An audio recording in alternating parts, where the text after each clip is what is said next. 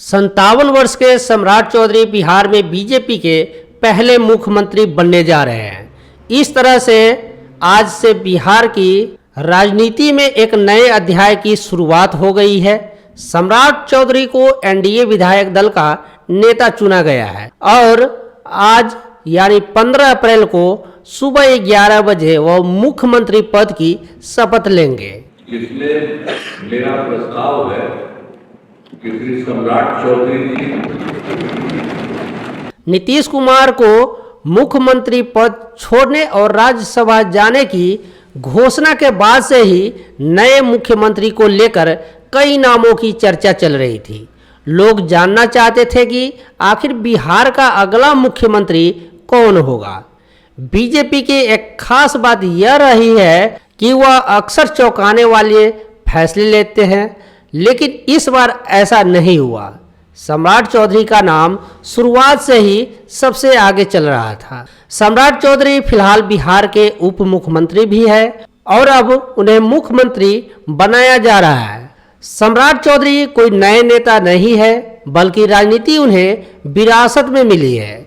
उनके पिता शकनी चौधरी बिहार के बड़े नेता रहे हैं और कई पार्टियों में सक्रिय रहे हैं।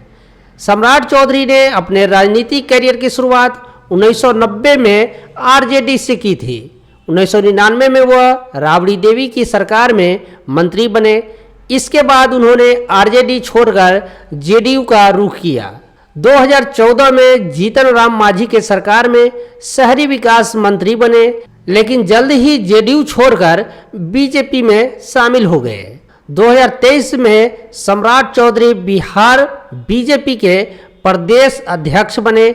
2024 में उप मुख्यमंत्री बने और अब 2026 में मुख्यमंत्री बनने जा रहे हैं।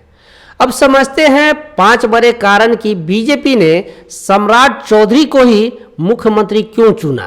पहला कारण है सामाजिक समीकरण।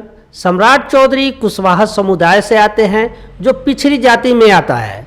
बिहार की राजनीति में कुर्मी और कुशवाहा को लव कुश समीकरण कहा जाता है। बीजेपी एक पिछड़े वर्ग के नेता को मुख्यमंत्री बनाकर इस वोट बैंक को मजबूत करना चाहती है। दूसरा कारण है संगठन और सरकार में मजबूत पकड़। सम्राट चौधरी प्रदेश अध्यक्ष रह चुके हैं और कई मंत्रालय संभाल चुके हैं। उन्हें संगठन और प्रशासन दोनों का गहरा अनुभव है। वह जानते हैं कि चुनाव कैसे लड़ा जाता है और कार्यकर्ताओं के साथ कैसे काम किया जाता है। तीसरा कारण है आक्रामक नेतृत्व। बिहार में तेजस्वी यादव जैसे मजबूत विपक्ष नेता का सामना करने के लिए बीजेपी को एक आक्रामक चेहरा चाहिए था।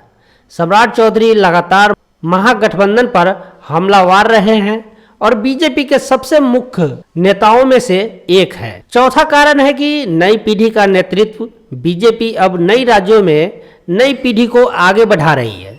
57 वर्ष की उम्र में सम्राट चौधरी अनुभवी होने के साथ साथ सक्रिय और ऊर्जावान भी है। पांचवा कारण है गठबंधन की समझ। सम्राट चौधरी आरजेडी और जेडीयू दोनों के साथ काम कर चुके हैं, इसलिए उन्हें बिहार के गठबंधन राजनीति की गहरी समझ है। मुख्यमंत्री चुने जाने के बाद सम्राट चौधरी ने भरोसा दिलाया है कि वह बिहार को और समृद्ध बनाएंगे। उन्होंने कहा कि प्रधानमंत्री के विकसित भारत के सपने और बिहार के विकास को कई ऊंचाइयों तक ले जाने के लिए वह पूरी ताकत से काम करेंगे। वहीं विपक्ष की ओर से उनकी योग्यता पर सवाल उठे जा रहे हैं, लेकिन बीजेपी और एनडीए पूरी तरह से उनके नेतृत्व को लेकर अस्वस्थ दिखाई दे रहे हैं। अब अगर देश के राजनीति नक्शे को देखें तो बिहार में बीजेपी का मुख्यमंत्री बनने के बाद बीजेपी के 16 राज्यों में मुख्यमंत्री हो जाएंगे और 4 राज्यों में गठबंधन सरकार है, यानी कुल मिलाकर 20 राज्यों में एनडीए की सरकार होगी। तो क्या सम्राट चौधरी बिहार की राजनीति में नया इतिहास लिख पाएंगे? यह आने वाला समय बताएगा। अगर आपको यह वीडियो पसंद आया हो, यह जानकारी अच्छी लगी हो तो वीडियो को लाइक करें, शेयर करें और चैनल को सब्सक्राइब करना मत भूलें। मिलते हैं फिर एक नई अपडेट के साथ। तब तक के लिए धन्यवाद। जय हिंद।